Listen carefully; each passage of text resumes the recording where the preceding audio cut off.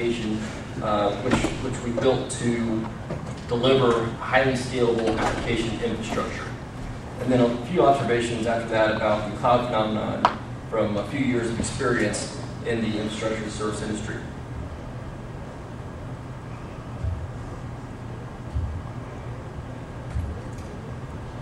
SoftLayer is the largest privately held infrastructure as a service company in the world. As you can see from our statistics, we're huge.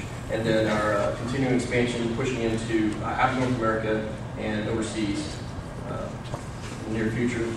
The things that make SoftLayer different is it's a customer-controlled automated management of core functions, including operating system installs, reloads, reboots, software installs, network management, monitoring, load balancing, etc. And basically this is all accomplished via an industry-leading API, and which is really true customer empowerment for full programmatic control over all of your provision services. And that's really the API, or the app layer, is really what is we're going to be talking about. And then all these data centers are connected via the SoftLayer's private network. So this includes 10 U.S. data centers with 7 North American POPs for regional access to our private network, and that includes peering and transit between those facilities. All right, so why an API? The basic function of an API is to direct software communication. It is for direct software communication, moving data and doing real-world tasks programmatically. Who remembers the business-to-business buzz of the early 90s? So there's an entire industry. Everything was about building this next big B2B business.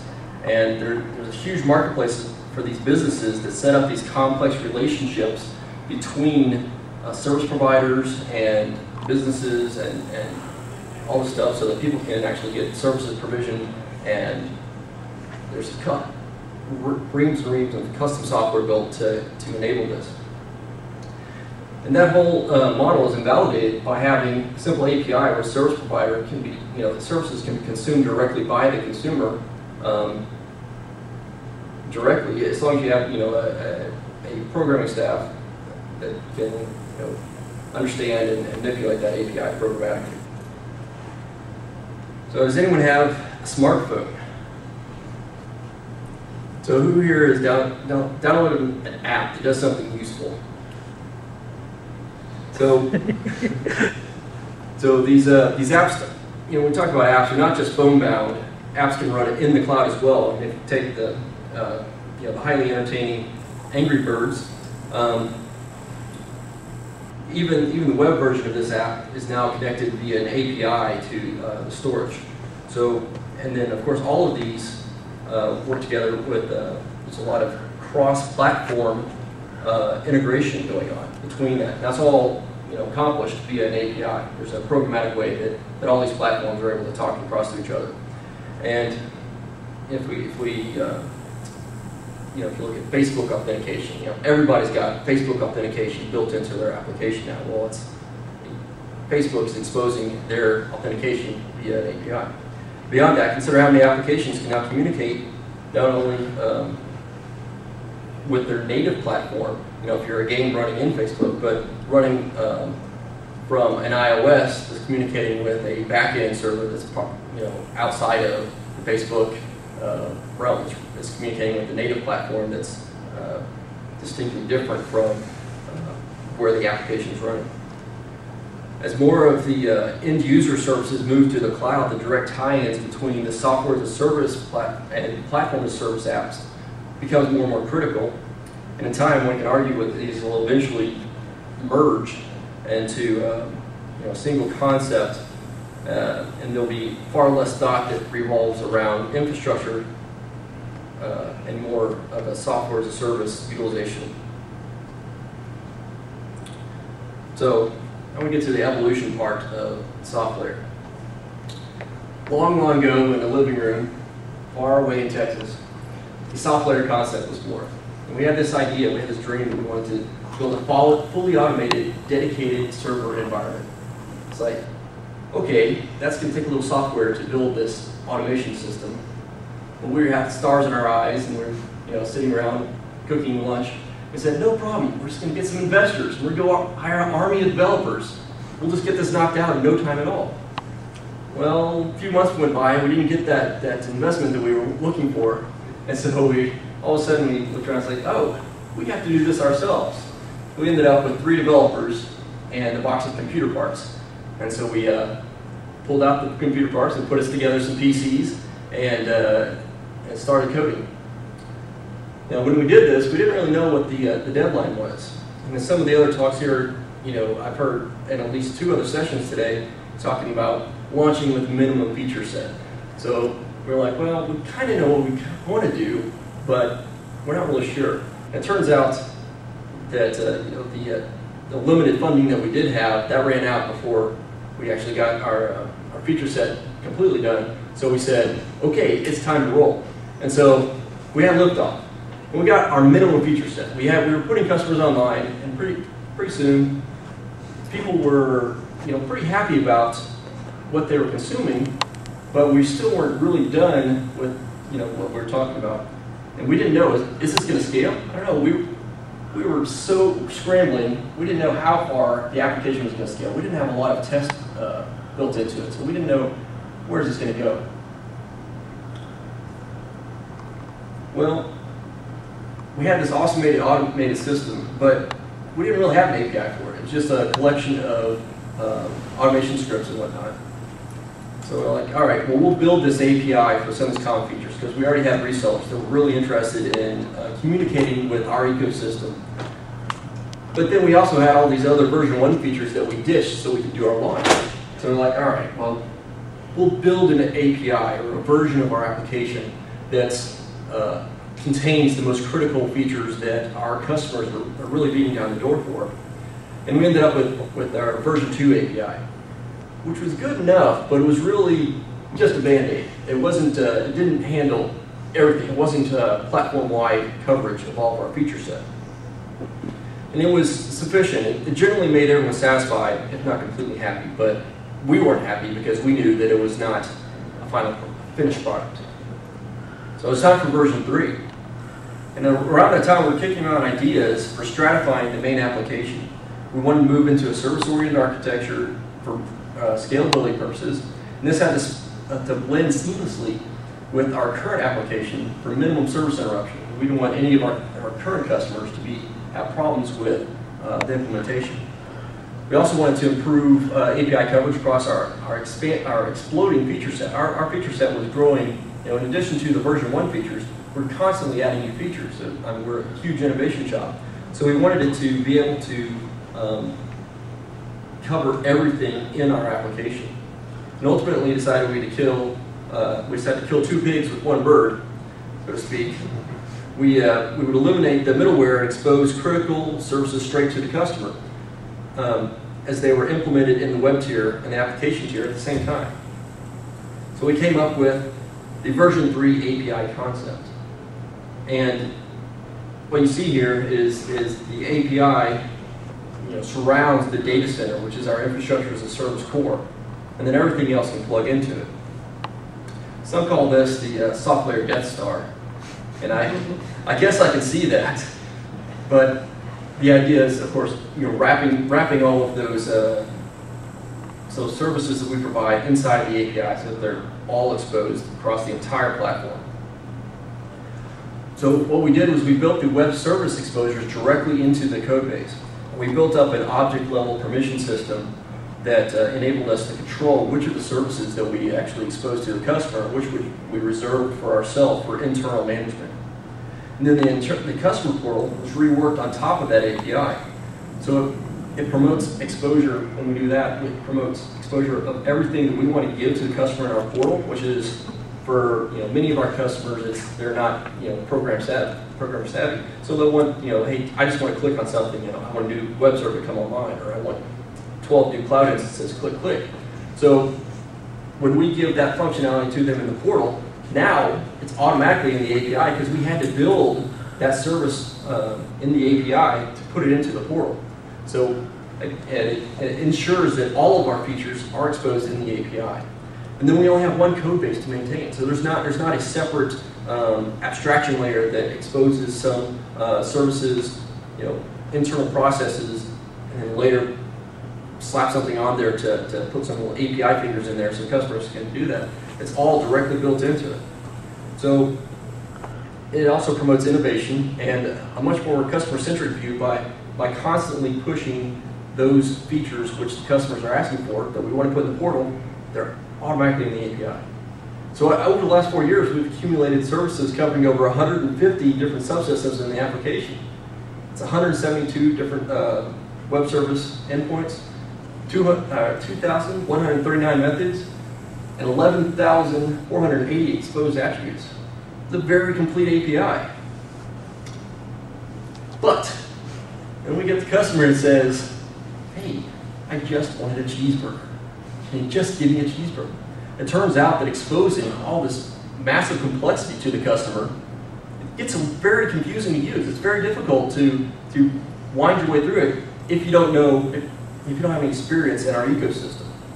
And so the customer's saying, this is really daunting to adopt. I mean, the learning curve on this is huge. I know you can do all this awesome stuff, but where do I start? So it's a lot to digest. So you have something simpler. How about a little REST? So we wrote a REST wrapper for the application. And first of all, this is a wrapper. It's not a separate interface. So there's no additional maintenance overhead. It's basically just a simplification of the API. It doesn't require any complicated web service knowledge to consume it, so you can get to this straight from Bash, using your curl or whatever. It's a lower barrier of entry that can be used either, it's going to create a lower barrier of entry, whether that's your development knowledge or your environmental knowledge. As I mentioned, curl, so you can use that to go straight from your command line or your Bash scripts or PHP or Perl script. So you can start, all of a sudden you can get, it makes it a lot more accessible to folks who maybe don't have a sophisticated development department. And then also, many platforms don't have handy or efficient libraries for decoding a more complex SOAP interface. So beyond that, that's where we are now. Beyond that, we're like, okay, what else can we do to further make this accessible to our customers? We're looking for more ways to improve our REST interface. Currently, we're evaluating a more structured, more RESTful interface. Again, a bolt-on to our existing web service tier, but this allows us to, using Atom will allow us to start defining relationships between the objects in our ecosystem that make our application so powerful. It's not just the standalone objects, like I've got a server over here, I've got a cloud computer environment over here, but it's being able to relate those objects and relate them to the firewalls and load balancers and build an entire ecosystem that the customer has that really makes our application powerful. And so the Atom ecosystem that we're considering has a nice array of tools that can be leveraged by users to improve their experience. And then beyond that, other ways that we're working on improving the customer experience is by building up a SoftLayer development network. So we publish a lot of research materials, extensive, complete documentation. As I mentioned before, we expose the web services directly from the code base.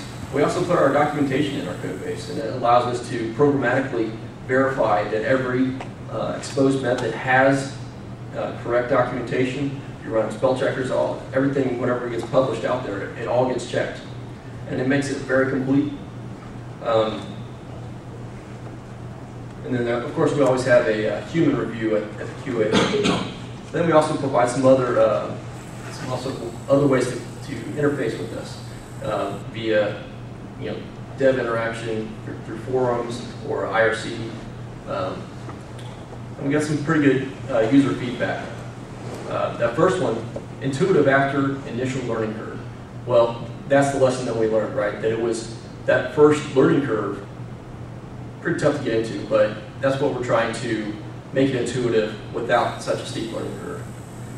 And of course, it doesn't cook you breakfast in the morning, but if they give me robots someday, I'll make sure that happens. So we get to the cloud. I've got some accumulated observations that about how the cloud really works. You can tell here on our picture that not everything that you hear about the cloud is all unicorn and sunshine. So we've been in I've been in the infrastructure as a service industry for about 12 years, and then the cloud comes along. And it's like, oh well, the cloud will fix everything. Just put the application in the cloud. Well, not really. It just depends. And of course, we see the hype cycle where many times people are like, oh yes, it fixes everything. Oh yes, the internet, it's great. Well, at some point, we'll actually get to reality, where we'll find a balance between what the cloud can do and what the cloud can't do. Cloud is not a technology, cloud is a marketing term. What cloud means is on-demand delivery with consumptive billing. And it's built on a mature internet. The cloud couldn't exist, Amazon couldn't exist if the internet had not matured to the point where it is today. And that mature internet includes vastly improved connectivity. And then we see, coming from the consumer, never-ending need for more compute power.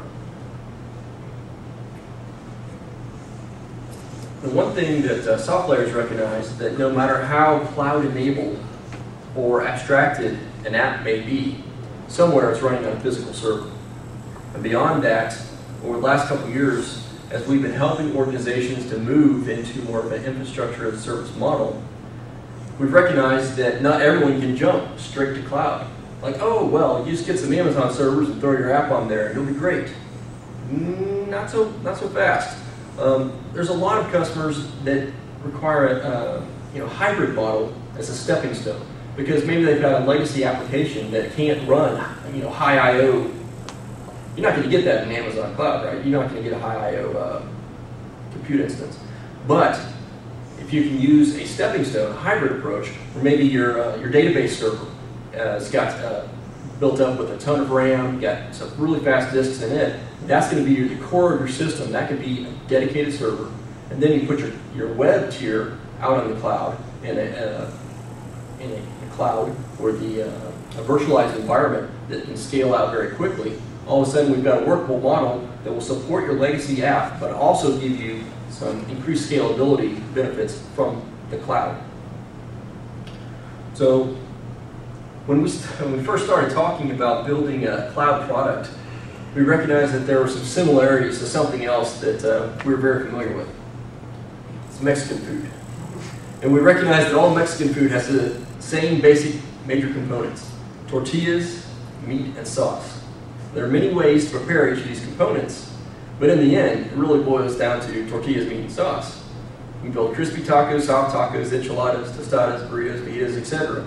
And we recognize that there was a lot of creativity that goes into mixing those ingredients up to build different dishes. And that's really what SoftLayer kind of brings to the table, because we provide infrastructure components to build some great dishes. And one of the greatest satisfactions that I have as a technologist and developer is seeing what kind of new combination, new dishes that our customers can cook up.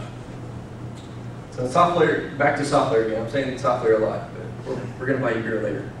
So, SoftLayer built a truly integrated computing environment in which dedicated servers, virtual environments, and cloud instances can all operate together. And these operate on a single network. So if you're in the same region, you can have layer 2 communication between all your different compute environments. If you're across regions, it'll be layer 3, but it's not going to be over the public internet. It's going to be on our private network that I showed you on that very first slide. One environment, really simplifies the management of all of these assets, and the customer uses a single interface for managing these environments. And this kind of follows in the common Web 2.0 theme of accessibility and connectivity, and platform interconnectivity. Then bring this back around, these components are all controlled via the API, or any one of the interfaces that are designed around it. In addition to the API, we've got our consolidated portal, and then our mobile applications that also tie into that.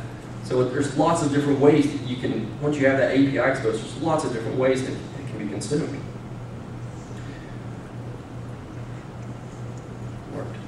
And so finally, we'll get to, just a reminder that the flexibility in the compute infrastructure is what makes the difference. Are there any questions? So you said that you are building your RESTful interface on top of the existing kind of SOAP type interface.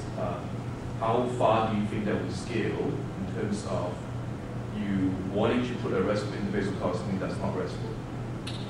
Right. That's one of the reasons why we're looking at the OData interface standard, because it's not our, while it is a REST interface, it's not as RESTful as it could be. And so we're looking to improve that by moving to a standard. So will probably be some improved convenience methods that are going to make it more RESTful in addition to the other stuff. Yeah, it is a challenge. We've done a good job of providing like I said, it's a wrapper. So it's not perfect, but as we continue to evolve our application, we're definitely looking to make it a very solidly RESTful interface.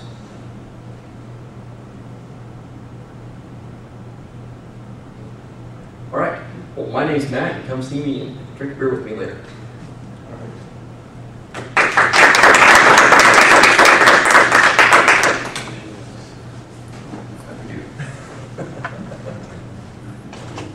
So Matt's going to be the new professional speaker for SoftLayer?